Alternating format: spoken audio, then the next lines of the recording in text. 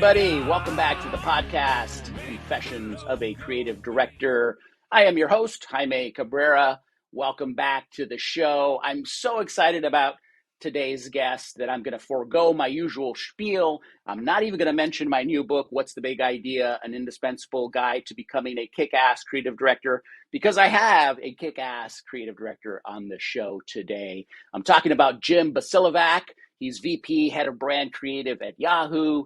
He's also an adjunct professor at the University of Texas at Austin, Hook 'em Horns, my alma mater. And this is one of my favorite episodes of all time. We're going to get into lots of great thoughts and ideas. He's got a great metaphor for the role of creative director as sort of this creative gardener. We're going to talk about this farm to table approach.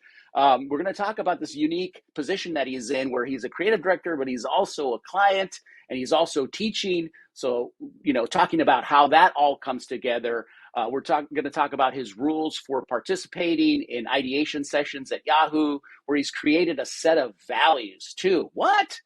Talk about, something really refreshing. That's something that I mentioned in the book, and it's so exciting to talk to somebody who has created these values, created a North Star for the team. We're going to talk about this idea of the ad agency as almost a school, teaching creatives as we go along. And we're going to talk about the pit of despair and how Jim helps his students get out of that. So without further ado, let's get into it with Jim Bosiljevac. Hey, Jim, how are you? I'm good, Jaime. How are you, man? I'm good. Happy New Year. Happy New Year. We were just having a discussion about this yesterday, about how long, what's the length of time that we're supposed to say Happy New Year. I think we're still within that range.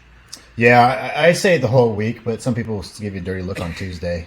Yeah, I know. Somebody sent a clip of a Larry David bit where he's like, 3 days. 3 days is good. Got to cut it off. Yeah. But yeah, it's we're into this new year. Did you have a good restful break? It was nice. Yeah, it was really good. I hung out with the family most of the time, and things like roller skating and bowling and watching movies. Yeah, and you're in perhaps, in my opinion, the greatest town in the world, Austin, Texas, where I went to school. So much fun stuff to do. I missed it so much. So you're in a good spot to do all kinds of fun stuff. I'm in Austin. It is good to be here. I've been here for about 5 or 6 years with a quick bounce back to the Bay Area. That's right. So speaking of that, let's kind of start the show here and giving the audience sort of an overview of your career, because you've had a really great career in sort of two different worlds, which we're going to get into, as as an instructor, as a teacher, as a professor, teaching the craft and the art of what we do, but then also leading some working at agencies, and then also leading some big brands on the brand side. Like right now, your current role is VP, Head of Brand Creative at Yahoo, which is, I want to get into that a little bit, but why don't you sort of give us the quick spiel here on your career trajectory? Yeah, sure. So I started off in college in mechanical engineering for a brief Really? stint. Yeah, a brief stint, and it was one of those things where I was like, I don't really know, what I would do with a writing career, even though I loved writing, but like as a career, I didn't know what the options were, and and so I liked physics and kind of was okay at math, and anyway, went into mechanical engineering and quickly decided that wasn't the thing for me and switched over to advertising. Ended up going to the VCU, was the ad center at the time, brand center now, but a portfolio school for 2 years, and basically because in undergrad I had a portfolio that was not good, and you have the portfolio review at the end of when you're ready to go out in the world, and this guy came down, the recruiter came down from Leo Burnett, and I got a C on my portfolio, and I was like, okay, well, all of my other grades and my other classes are fine, and I get a C on the one thing that matters, And so off to portfolio school I went, and then I'm a copywriter by trade.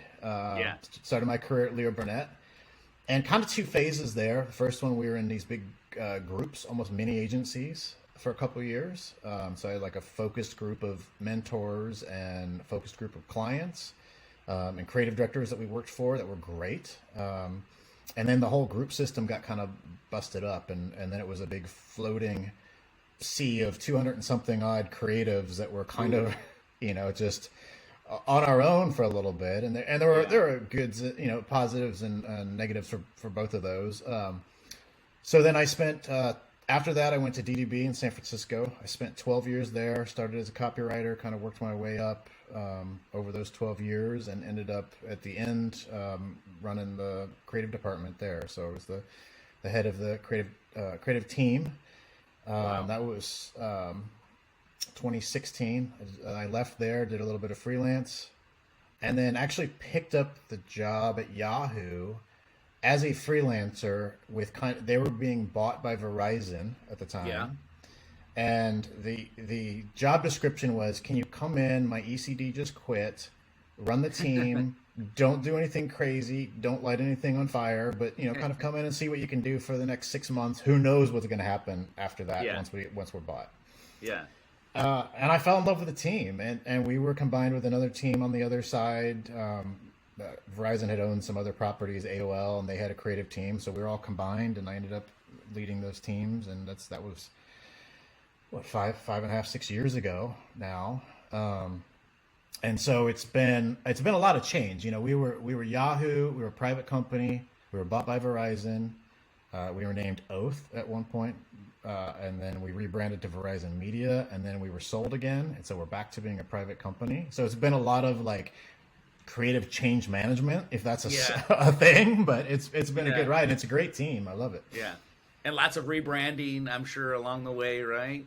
Yeah, by this last time going back to Yahoo, we were like, oh, we've done this before. Like we can rebrand. We know how to change all the logos on the websites, and it's a lot of work. But yeah, we did. And we also with Yahoo, we did a rebrand a few years ago, of just like all of the visual, like the logo and all of the branding around it, and the design system and all that, which we can talk about or whatever. But yeah, so it's been a lot of change over the last 5 years. I feel like I've worked at 4 different companies in that, Yeah. but consistent creative team, for the most part, and some really good people. And then you also, I'm looking at your profile here, instructor at Miami Ad School in San Francisco, right? That's not small potatoes. And then obviously adjunct professor at the University of Texas at Austin. So tell us a little bit about that stuff. So that started.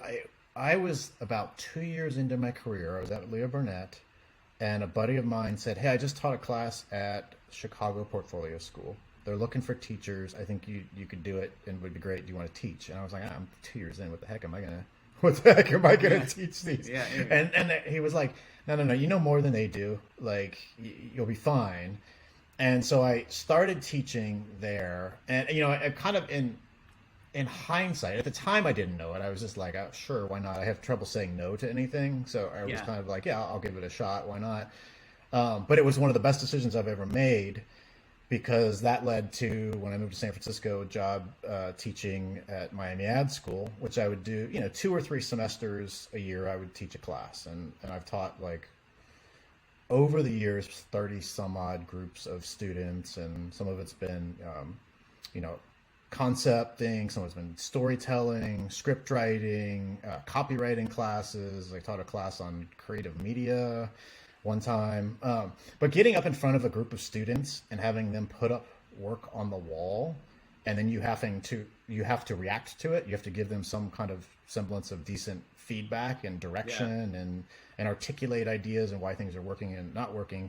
Like even when I was back as just a copywriter with a few years of experience, that was basically creative director boot camp. It was a very we like to create safe environments for creative ideas, but it was a fairly safe environment for a creative director to try to figure out their identity as a creative director. And even though I think I didn't totally know what I was doing, my buddy's advice was right. It's like, well, you're a different perspective. You have a little more experience than they do, and there's a music school in LA that I read a quote from them one time that was, if you only know 3 chords, teach somebody who knows 2.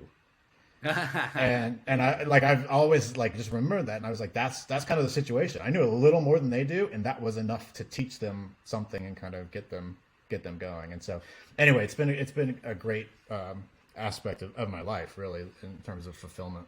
And what's really cool about this, if I understand what you just said a few seconds ago, is that you also learned what your style was going to be as a creative director in terms of giving feedback, in terms of reviewing work. It's sort of you were learning something different while they were learning the thing that you were teaching them. They were sort of teaching you like, well, how do I give feedback? Because you were doing it at scale, right? Talk about like being able to give feedback to a bunch of people for one. That's cool. And then a bunch of different personalities, I would imagine, right? So you had to in a few seconds know how to deliver the feedback maybe to this one kid, unless you just gave it the same way, like that one guy, that famous guy at the art center that was just brutal. But I don't think you're that kind of guy. But is that accurate? Were you sort of learning how to be a creative director in terms of giving feedback? Yeah, I mean, I think you have to, as a creative director and as a manager too, right? Like it's the coaching mindset. Like my job is to get something out of them that is good, that is valuable, that they see as valuable, that is motivating and all that. And to do that, you have to know where they are. Like you have to meet them where they are. And, some students now, and I've had these conversations with some students on the side where, you got the bell curve, everything's on a bell curve, more or less. You have students that are like, it hasn't quite clicked yet. Like they don't know what a good concept is. Maybe they don't have some of the fundamentals there. And then you have these other students on the other side that they're going to be fine. Like you like a few minutes with them and you're like, you're going to be good. You're going to be a rock star. I just need to motivate you when you need some help.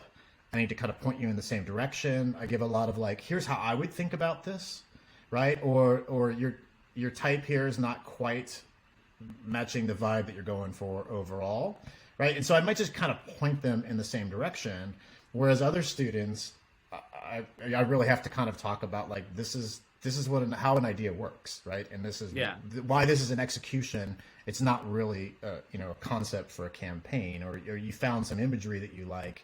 That is not an idea. Let's talk about what an idea is and how do we get you there. And so I think that's true of whether you're in the room and you just have a bunch of work up on the wall or whether you're like, managing a team and, even as I'm coaching, like I have creative directors on my team and coaching them to be better, hopefully better managers. It's like, you got to meet your person where they are and understand what motivates them. Yeah. And what kind of feedback motivates them. Because some people are motivated by like, this sucks. You can do better than this. Go back to the drawing board. And some people find that motivating. Other people, it just crushes them and you can't, you need to help them along much more and be positive. And so it's part of the game, Yeah, that's interesting.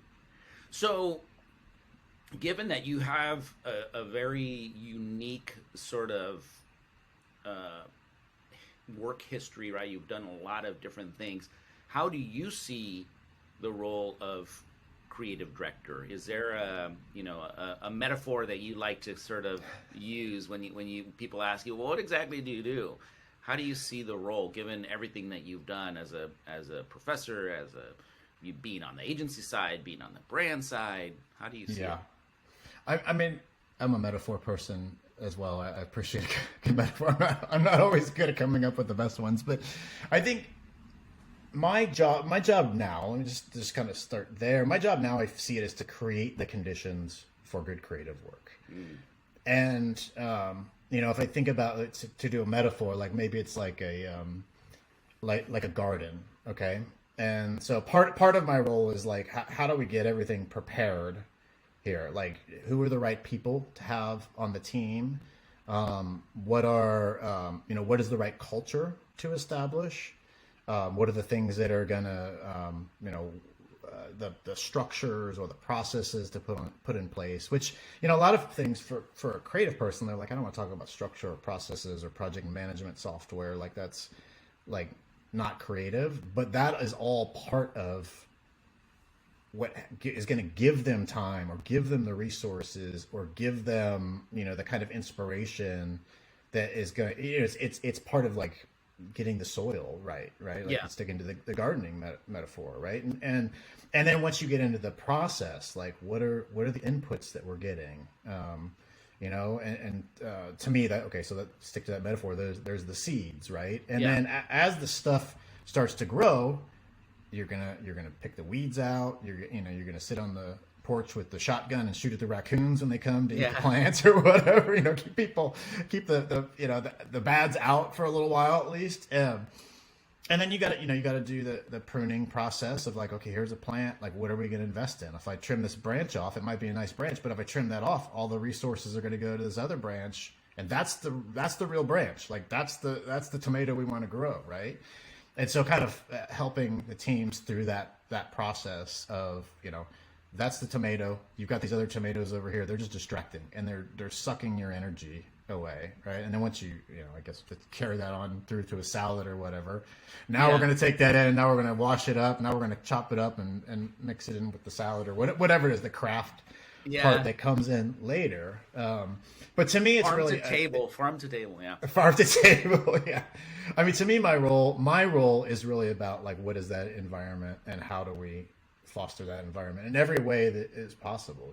I try to think about it also like, again, if it doesn't seem like it's connected to the creative sometimes, or like you have a really difficult client maybe sometimes, right? Yeah. And I tell my creative directors, like, that's part of your challenge now. Like, part of the role is not just like you're beyond coming up with ideas or even pointing to the right ideas or fixing ideas or all that kind of stuff. Your role now is paving the way, build the relationship, get the obstacles out of the way. If the team keeps stumbling over something, or there's something that the client, they have a different point of view on, go have that conversation, like fix that, like use your creative skills and apply it to fixing that problem. Let the team keep going on the work, but now go tackle that other problem. So I think that's to me is part of the like shift that has to happen when you get into the creative director role. It's not just about creative, like the creative looking at work, that part of the role gets smaller and smaller as you go.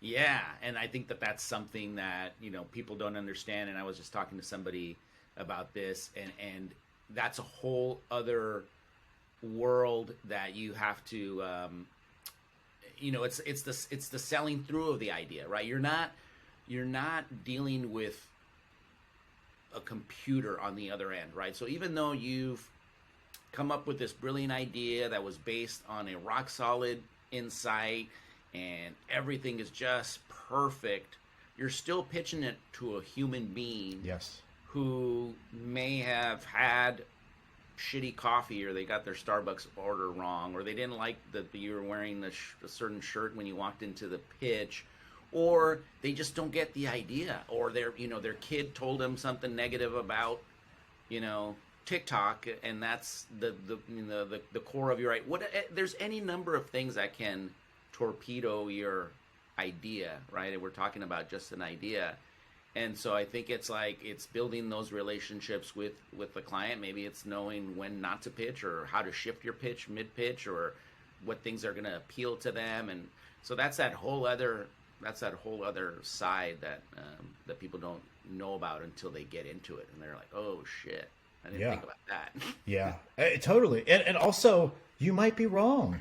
Like you might actually be wrong about what you're trying to push down somebody's throat, right? Like that's never the way to do it, right? Like twisting an arm or like, and I think that I know you didn't mean it this way, but like even the word like selling an idea, like that's one of the things. Like when I was on the agency side, we were always about like, how are we going to sell this? How are we going to pitch this? And like people don't want to really feel like they were sold on something. Yeah. Like they want to be like brought along, and they want to feel like they you've heard them, you've responded to them, they were part of the conversation, and you really understand where they're coming from. To your point, it could be as simple as they had a bad morning. They just came out of a meeting where they got their ass they got their budget slashed, or they got their ass handed to them by their boss, and they come in and now they're going to look at your ideas. And so, I think you have to be human, you have to be empathetic, and you have to kind of play it for the long game and all the stuff that's outside of like what's actually the idea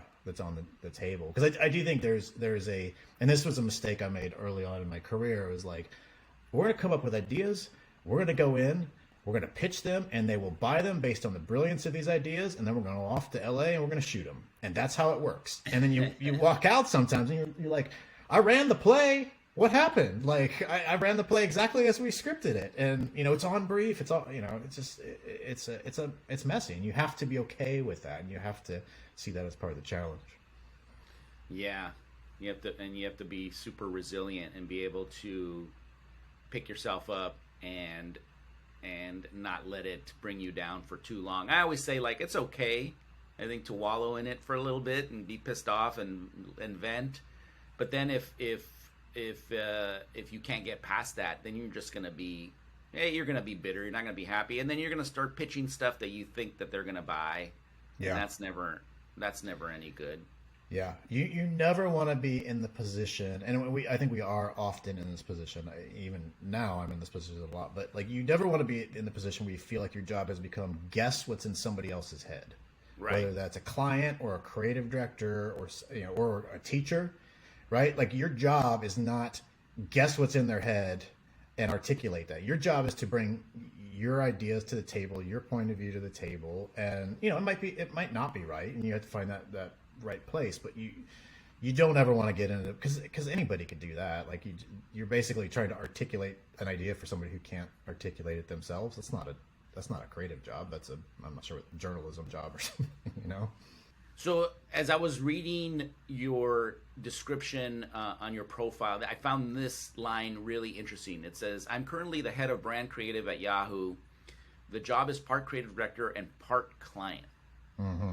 So just because it's super interesting to me, tell me what that means, because it sounds like maybe not only do you have your internal creative team, but you're also working with some outside agencies. Is that accurate? Yeah, that's correct. And so we on behalf of our internal stakeholders, for the most of the time, we will go out and get agencies, and they'll a lot of times we decide we have agencies on our roster. Who's the right person to execute this? Is it the internal team? Is it an agency? Other times we've conducted pitches. When we did the Yahoo rebrand, we worked with Pentagram, which is a great design agency. Wow. Yeah. We're working with Barrett, San Francisco right now. Amazing, awesome people to work with. We've worked anyway. So in the past, I've worked with a lot of really good agencies, and that's been one of the funnest parts of it. And trying to remind myself, that's another one of those things where you're like, yeah. Trying to sit on the other side of the table, but like I'm on the other side of the table Right. now. Don't be a bad client. Exactly. Be a good client. You've hired these people and they are fantastic. Let them do their thing. I don't need to creative direct them. Let them. And I'm sure I crossed the line. You can talk to them about it. I'm sure I've crossed the line many times, but I try to be same thing. Like how do we create the conditions for good creative? Regardless of who's making it, and that might be like I'm trying to sell things internally, or I'm like, dealing with internal stakeholders, trying to get people looped in, or what are you expecting from this, or all that, and then feeding it to the agency. But Right. It's a really filling part of the process, but it's also nerve-wracking to me, honestly. And maybe I know we're early for the confession. Yeah. This is just coming to me now, but like sitting across from great creatives and knowing what they're going through, and also knowing how you sit across from a client and you're like, oh man, really? And like that little voice in your head, like don't be the bad client. Every once in a while I'll say something and be like, oh crap, I just said that thing that I hate. Right. Maybe we can combine these two ideas. Exactly. Yeah. Well, that's the reason why I brought it up, because I'm curious, how do you mentally make that shift, right? And how do you let go and not want to immediately jump in and be like, oh, I like that, but I would probably do this, and try to jump in and be creative director when you're sort of the client, Yeah. Yeah. I think it honestly is probably just years of being on the other side of the table and the constant reminders. Like we were just looking through some work yesterday on our internally regrouping, and kind of we're saying like do not creative direct this work for them. Like this is let them do their thing, like very but if there are things that we need to guide them on, like you don't know this about the product, or you've said this the wrong thing, this is going to be a red flag. Sure. When somebody hears this language on the product, like help feed that stuff too. Like be helpful in the process. That's what I want to be mostly for the agencies. You know, and sometimes they'll pitch ideas that you're just like, that's no, sorry, not happening, or wrong or off brief or whatever. But for the most part, I want to be helpful and let them do the thing that we've hired them to do. And that mind shift for me has just basically been because I was on the other side and I can empathize with getting the, you know, that kind of feedback or being micromanaged or whatever. On the flip side, and I don't want to put you on the spot here, but I would imagine that you also know some of the I'll just come out and say it, but some of the BS that goes into you know, pitching, right? So I imagine you probably get a little bit of a smirk on your face when you hear something that you're like, I don't know if I buy that. I know that trick. Yeah, that trick, exactly.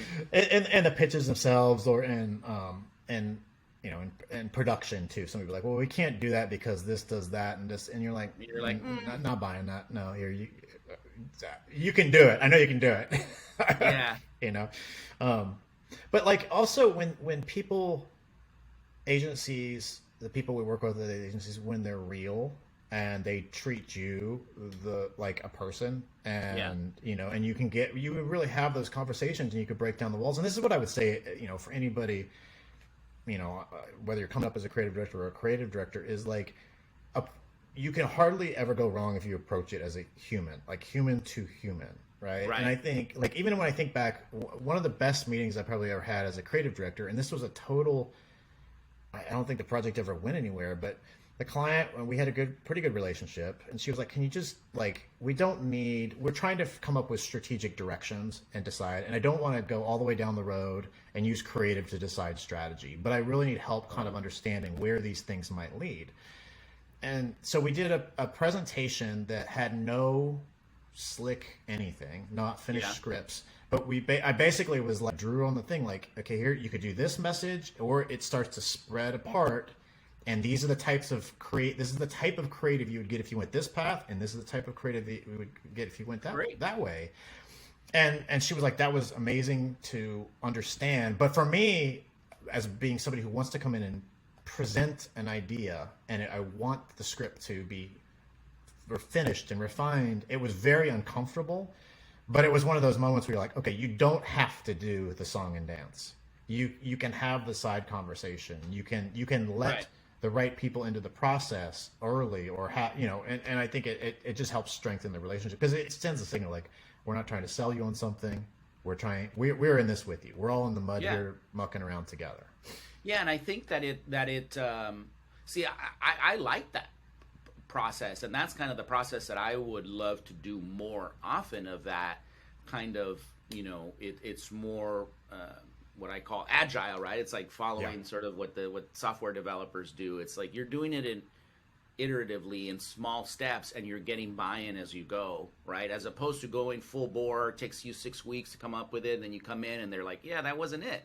Here's the big reveal. You know, as opposed to like, okay, we're going to come back to you in a week with some of these kind of like, it's directional, it's territories, it's kind of like these areas where we can play, and then you tell us, right? See, I like that. So would you say, but it sounds like you like coming in, or you have in the past, like coming in with the full thing. I think that's what I've learned, is you don't need to do that. I mean, I think that's the instinct, you know, and especially if it's, you know, if it's a new business pitch, like, you're not going to come in and be like, well, here's some ways we could go with it, right? You're going to come in and polish, and so I think we kind of take that, like, this is the big pitch moment, it's the big pitch meeting, here's the big reveal.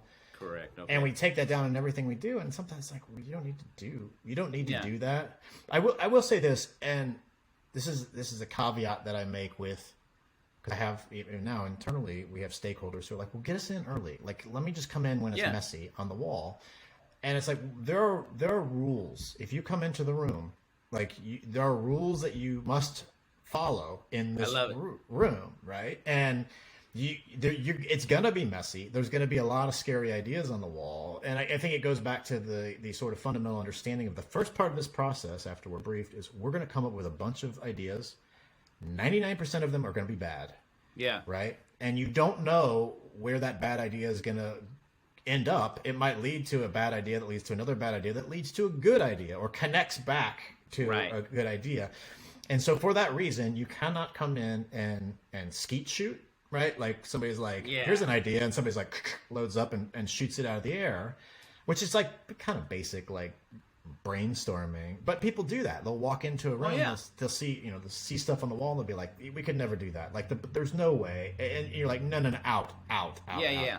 So do you literally have like a few set of like really rules? Like, do you have 3 or 4 that you can point to? I mean, that's one of them, but I mean, that's just more of it's more of an ethos, but like that when people are like, we want to come in early, then it is the rules or caveats, but they, a lot of times they're positioned as caveats. These are directions we could go. This is what it could potentially be. No killing anything at this point. Like that's always the biggest one to me. Like we are only putting stuff on the wall right now. We are not taking stuff off the wall. Yeah. But you have to. The other thing is you have to be able to. And this is not like you're a creative or not a creative, but like certain people can visualize. Certain people can look at a paragraph and a mood board and go, okay, yeah, I think there's something there. And I think that's innate to like a creative or a creative director, somebody who's gone through the process and understands it.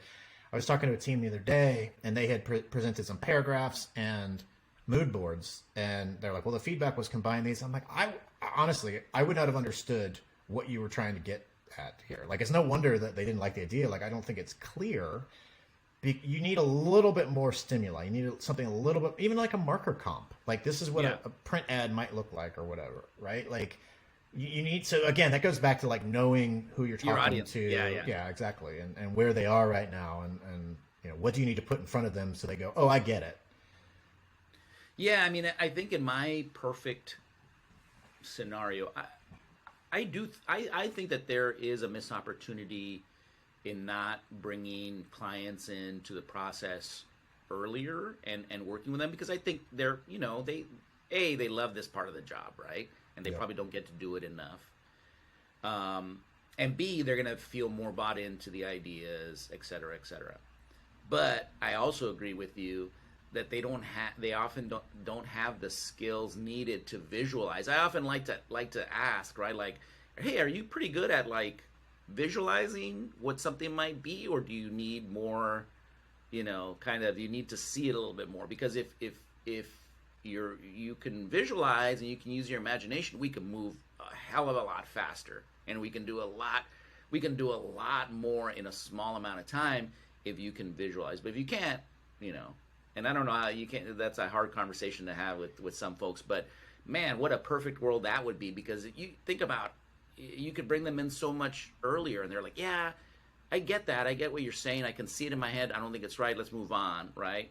But if it's like, is it really going to look like that? Or is that really going to be, when you start getting that kind of stuff, or like you do a rough mock of something, like I often like to do a quick little mock-up of something, and like, is it really are we gonna really, no, this is just kind of trying to paint a little picture for you. So I got it. You don't think that way. Let's not do this anymore.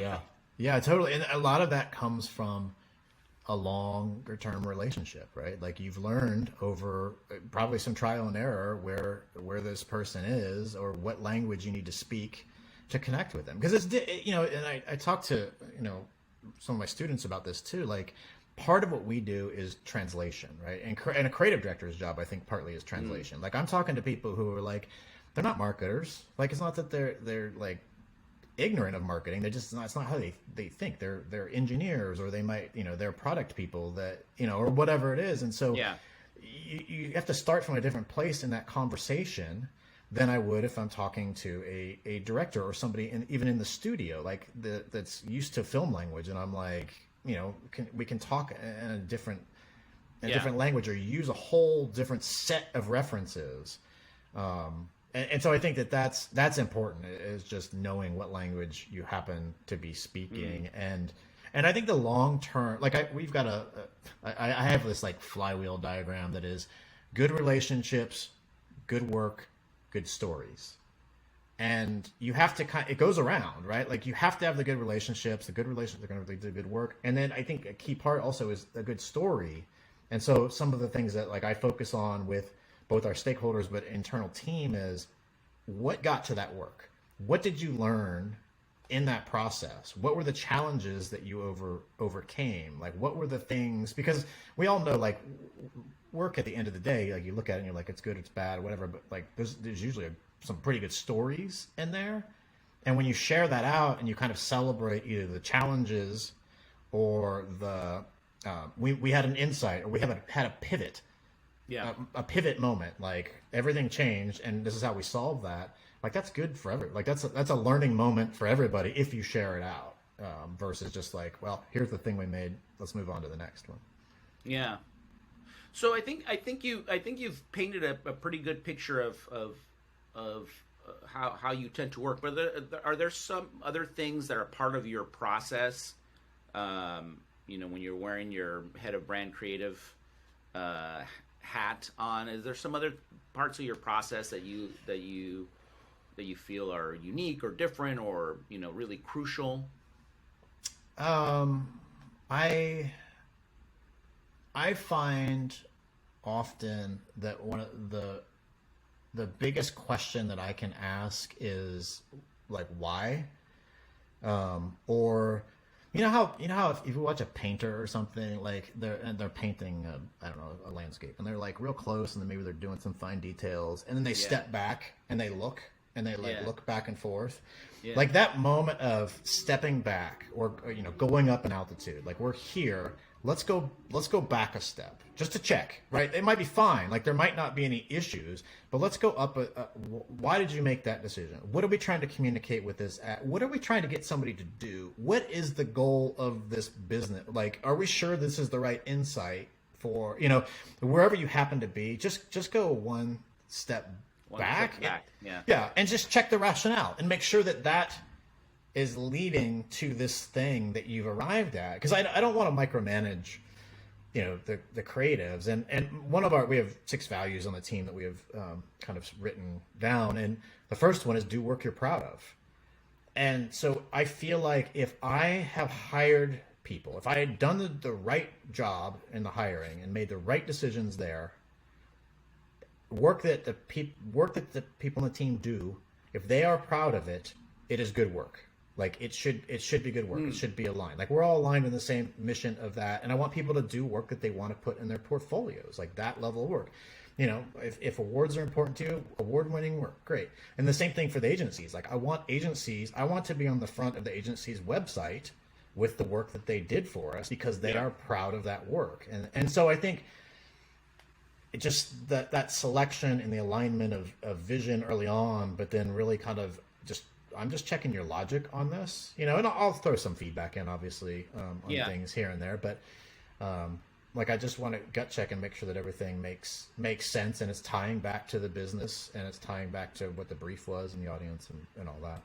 I love that analogy. It's like the expression, right? Seeing the forest for the trees or whatever. Yeah. It's like sometimes once you get going, you get caught up in the details and you somehow strayed away from the bigger painting, so to speak.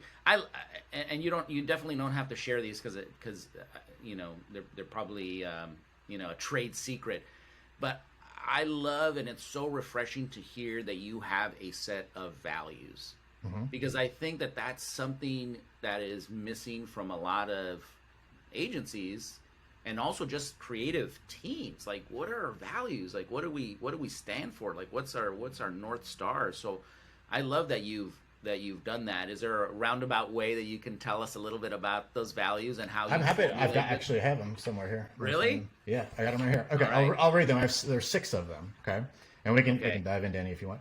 So, do work you're proud of.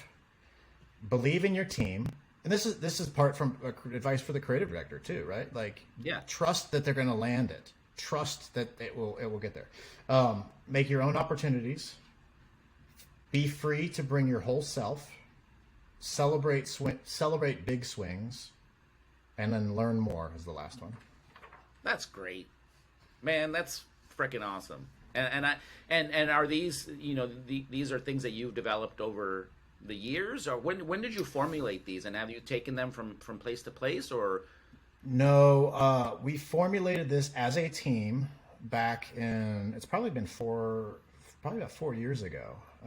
And we were, one of my creative directors said, hey, do we have like a set of values would be worth doing that for the team? And I said, I don't know. Let's try it. And so we got together and we basically had everybody on the team could suggest them. And then you get to the point where you're like wordsmithing and narrowing it down. Yeah. But we have them when somebody comes onto the team, and they get their welcome packet, they're in there. We do once a year. In fact, we're going to do one soon. Once a year, we look back at the work from last year, and every team gets 10 or 15 minutes to talk about work that they're proud of. Like what work are you proud of? What did you learn from it? It's like a 2.5-hour meeting, and at the beginning of that, we just put up the values and be like, just as a it's just grounding. Because if there's any moment where you're like, what should I do here? And there's not somebody to ask, your manager or me or whoever around to say, what should I do? This is at least a guiding, some guiding principles. Yeah. And you've taken it even a step further, right? Because they're not just, some pithy little statements on a wall, but they're part of your whole process. Like you just described this annual meeting. And I think I hope more people do that, because I think it's important. As you go into an organization and you're like, I don't know what do we stand for? Like what is the measure of success? And I think it also helps even in the hiring process, because you might not agree with something as somebody coming into an organization. You might be like, yeah, I'm not, if I'm just making shit up, but it's like the first thing is like to be an award winning, to win. I'm like, well, that's not really my goal. Maybe I don't want to work here. Or vice versa. I mean, you could potentially, in the past, I've developed things that we would use in our review process, right? Yeah. Like we had one that was like, service to others was part of our values or whatever. And it's like, well, are you being a good teammate? Have you, you can even take it that step further, where you're kind of like using it as a way to review people, at the end of the year. 100%. And I think that like, a lot of when we were talking about these values and articulating them, we're like, we need to write things that we actually are aligned with what we live up to, right? Like, and what we believe, not something that we think somebody else wants to hear. And I think like, so we very specifically and intentionally phrase that: do work you're proud of, not world class, award winning, best in the world, right? Most awards type work. Because honestly, I worked at an agency for a while where that was one of the things. We want to be the most awarded agency in the entire world, and I was like, I don't give a shit about awards, honestly. Yeah. Like I really don't care. Mm-hmm. Like if it is a signal, if something that I'm really proud of gets an award, that's great. That's right. Awesome. But like we've all been in that situation, I think, where you've done work, everybody's cheering it, and you're like, actually, I don't love this, whatever it is, And so I think it has to be, the values have to be things that you actually are part of the DNA of your team, and to your point, like the people that you bring in, like you have to align with that. Like otherwise it's just going to be rejected like an organ or whatever, Right. This is a good transition moment, because what you described when you were talking about developing these values was, in a way, the student teaching the teacher, right? It was, I think you mentioned that it was one of your team members that said, "Hey, do we have this? Should we do this?" And then you were thoughtful enough to say, like, yeah, we should do that, right? And so you made a decision and you did it. So it's that kind of like the student teaching the teacher. You're kind of in this world where you're living, you're in the classroom, you're teaching the next generation of folks coming into our business, but then you've got your professional side. How do those things kind of work together? And are there, is that, that example probably one of many of you kind of cross-pollinating and learning and sharing and learning, and you know what I mean?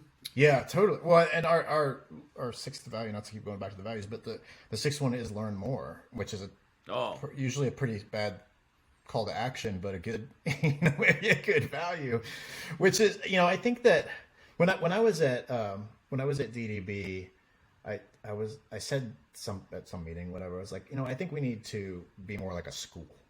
Like I just feel like we need to operate more like a school, and people are like, oh, we're not a school, we're a business, and yeah, if you want to go to school, but this is, but what I meant by that was you know, I think that people go in their careers. It's like, yes, we want to be paid fairly. We want the right title, you know, and some people are motivated by different things. But what we really want to do is we want to feel like we're growing, and you know, whether that growth is I'm making new things that I'm proud of, or I'm sitting next to somebody who's fascinating and they're constantly showing me.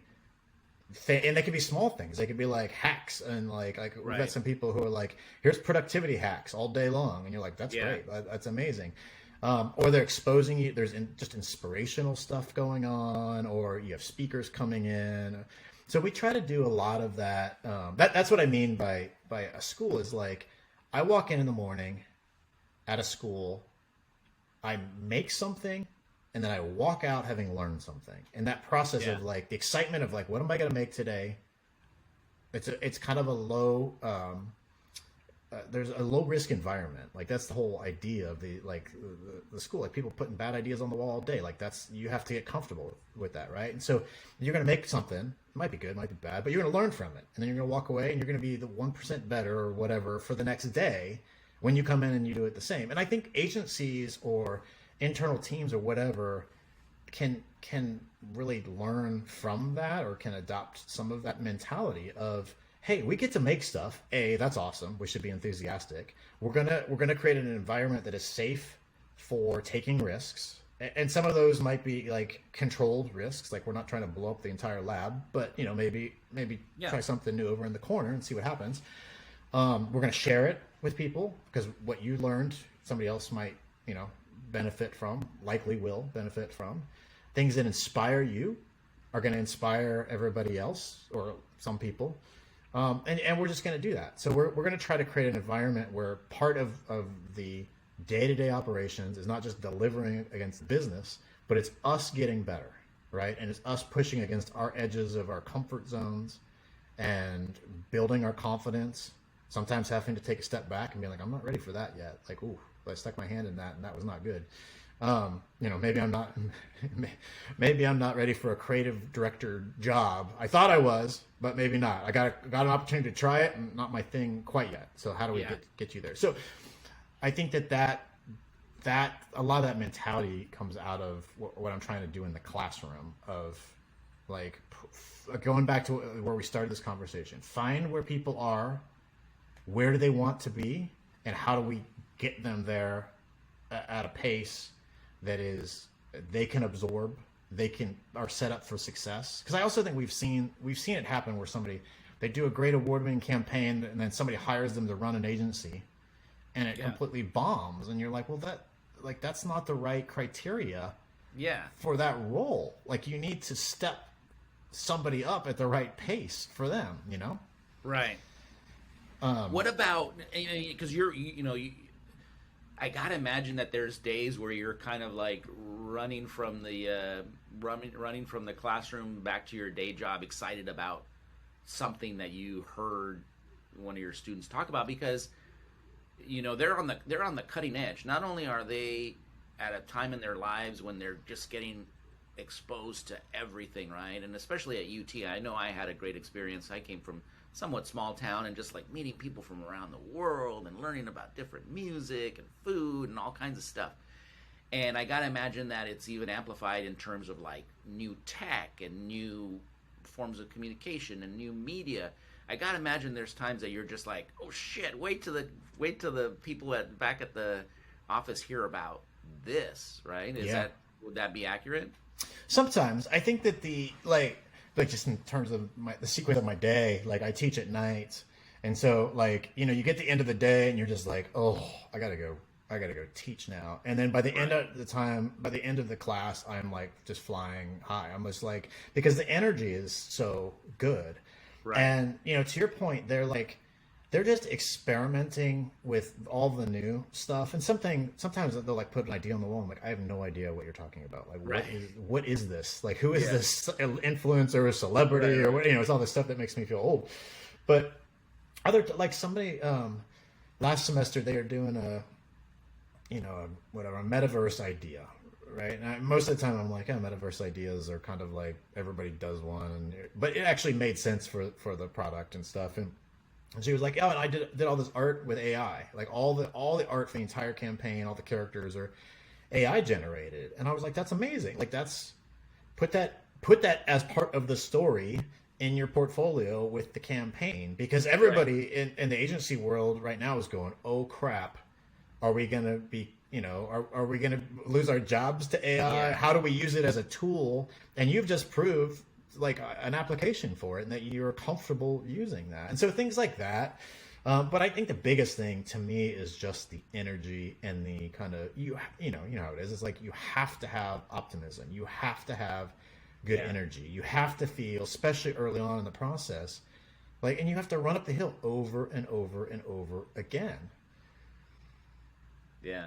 I draw this, I've done it now. I kind of just like made it up a couple semesters ago on the spot, but this thing where it's like the creative journey, it's going up a hill. It's a project journey. So it's going up the hill and it goes up real fast off the brief. And then it kind of, levels out, and there's a carry of water phase where you're just showing up and writing lines, and then it starts to drop off where you're like, wait, what are we doing? And wait, the deadline's when? Yeah. And then there's a moment where it drops all the way to the bottom. It's the pit of despair, all is lost moment in every epic story. Yeah. And then you find your way out, and then you got that period of like, okay, let's get it from 95 to 100% in those fine tuning. But so many people have come back and said, we were in the pit of despair, and we said, we're just in the pit of despair. It'll be fine. Let's find a way to climb out. And I think you need to have that mentality. Otherwise, you're like, I'm done. I am such a hack. I can't do, you spiral out of control. Yeah, that's cool. So that's something. So you're saying that's something that your students have said to you? Yeah, They're like, oh, we were in the pit of despair, and then we. That's pretty cool. I had last semester. I had a class, and my previous students were all in the class right before, so they would come out of the classroom as I'm coming in, and they'd all be like talking, and I've heard a number of them said like, we're in the pit of despair right now. It's like, it's okay, you'll get out. It's part of the process. That's so cool.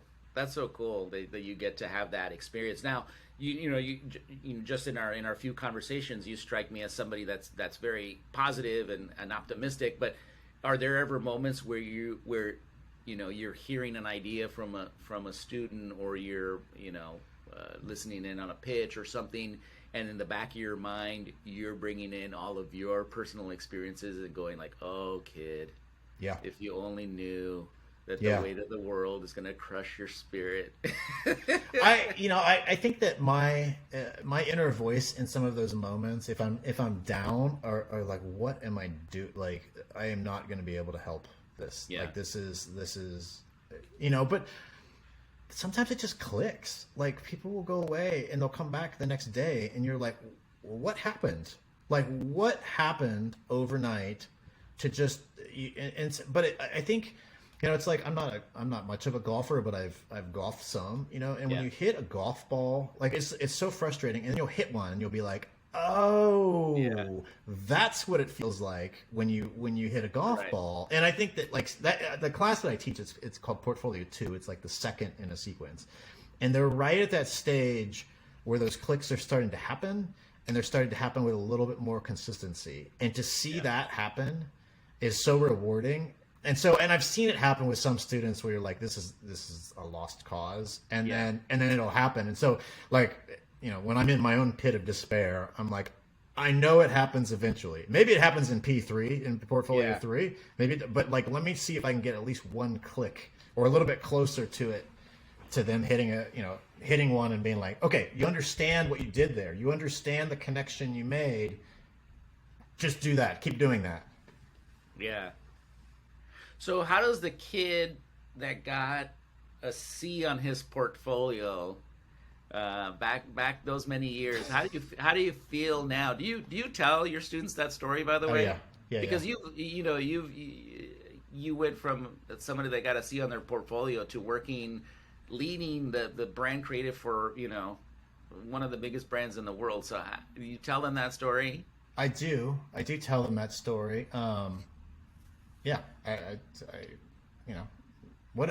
We're all playing the long game, and we should be playing the long game. It doesn't matter any moment. Like I also tell them the story of working on, I won't say what brand it was, but this brand had moved out to the East Coast.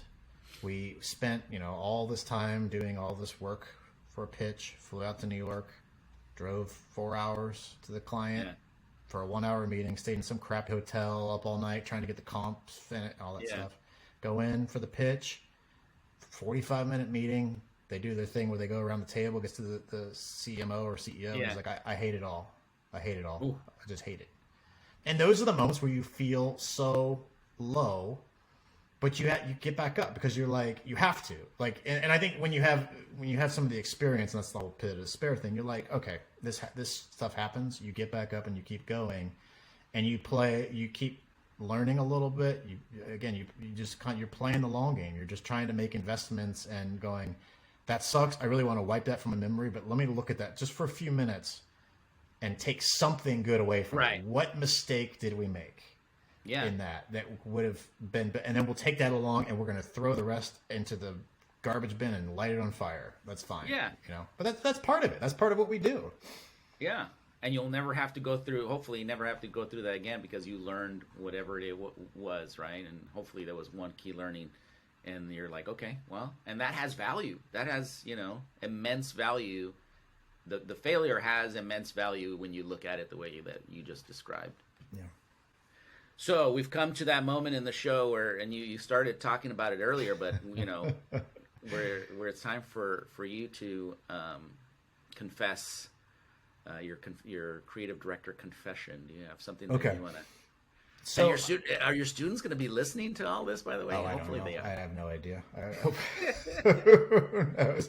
I mean, I think like you've talked about this on the show before with other, various versions of this kind of, the imposter syndrome that never seems to end, right? Like just and I experience it now. Sometimes I'm sitting across from people who I really admire and I've looked up to for years. Yeah. And I have to give them feedback from a client perspective.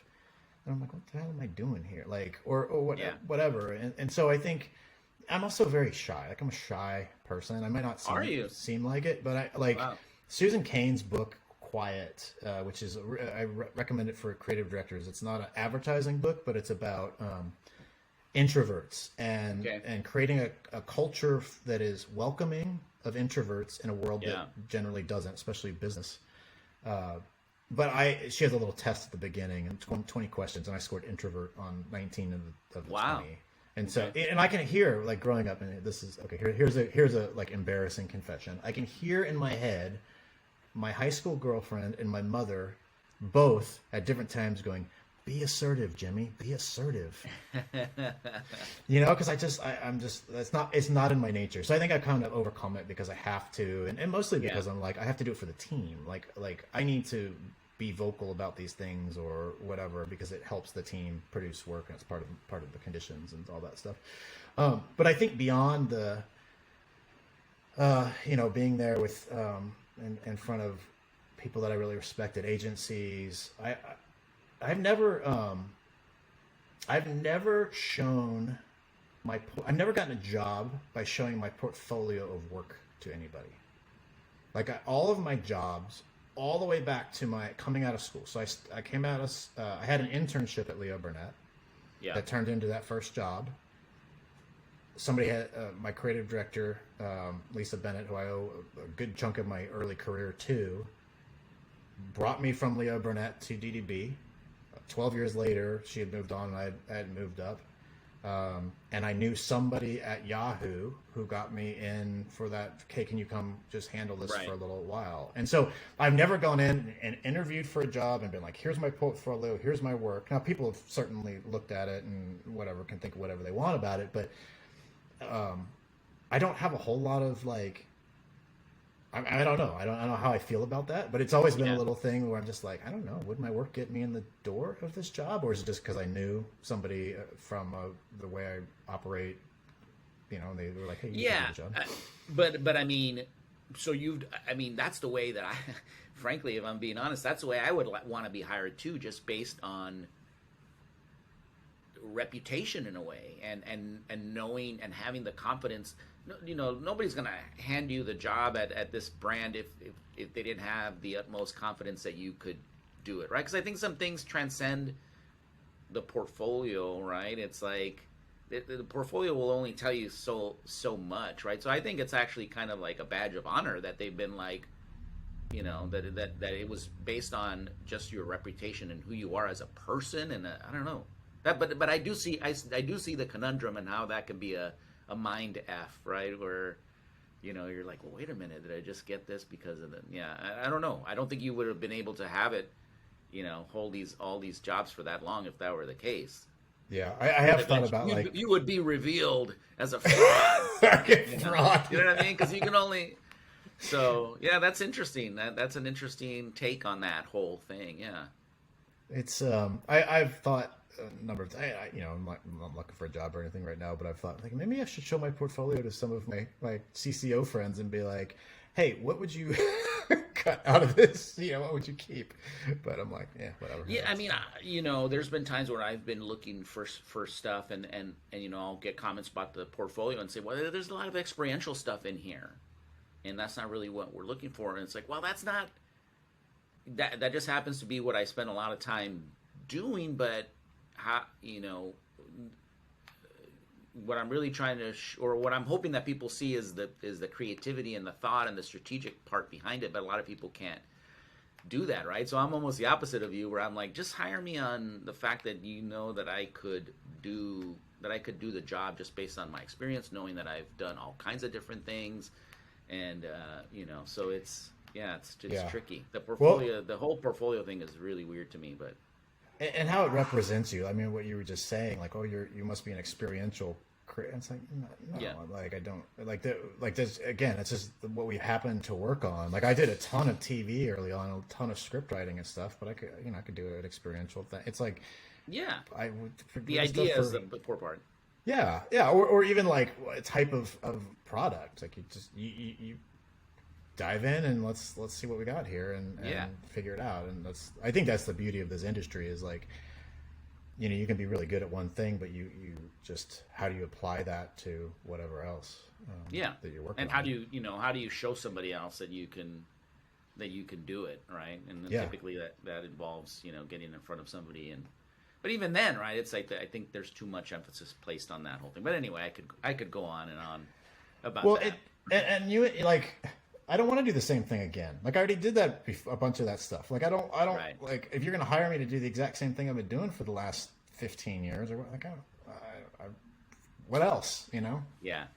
So, Well, this has been a really, really great conversation. I'm glad that we have connected. I look forward to kind of keeping our connection alive and maybe talking from time to time. And man, what a great story that you've shared, and how lucky are your students to have somebody that's as accomplished, has done such great things, and is just a good, from what I can see, just a good leader, a good person, a good creative director, and just somebody that kind of teaching people like, hey, this is what it's going to be like, and welcome to the world of the crazy world of advertising and marketing and creativity and all that stuff. Well, thank you. If that's what you pulled out of me, I appreciate it.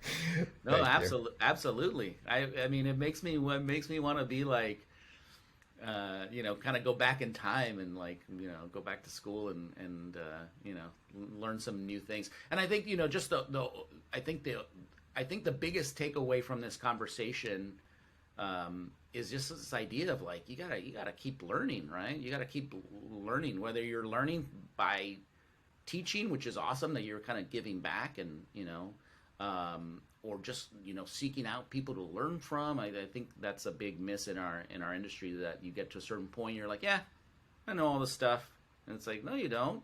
The world's this world's changing every second, every day. So, amen. Yeah. All right. Well, good luck to you. I look forward to following all your adventures, and like I said, hopefully we will continue to talk, and our paths will cross again, and let's keep chatting. All right, thanks, Jaime. Thanks again. All Take right. care. Thank you. And there you have it, folks. Another episode of Confessions of a Creative Director in the books. Thanks to my very special guest, Jim Bosiljevac. what did I tell you? Wasn't that a great episode? Definitely in my top 5 favorites of all time. Jim shared so many nuggets of wisdom, so many great stories, so many great ideas. I can't thank Jim enough for being on the show. If you're a fan of the show, please tell all your friends, subscribe to the show, subscribe on YouTube, subscribe wherever you find your favorite podcast. Tell all your friends about it. Let's really build up this audience. I'm so excited when I receive emails and DMs from people saying that they love the show. I want more people to hear it and hear from all these incredible creative directors like Jim and learn from them. I'm going to start shifting the show. We're going to have these mastercasts coming up where we're going to have creative directors actually teach us some things, some usable things that you can incorporate into your everyday work. So stay tuned for that. But until next time, peace, love, and creativity. See ya.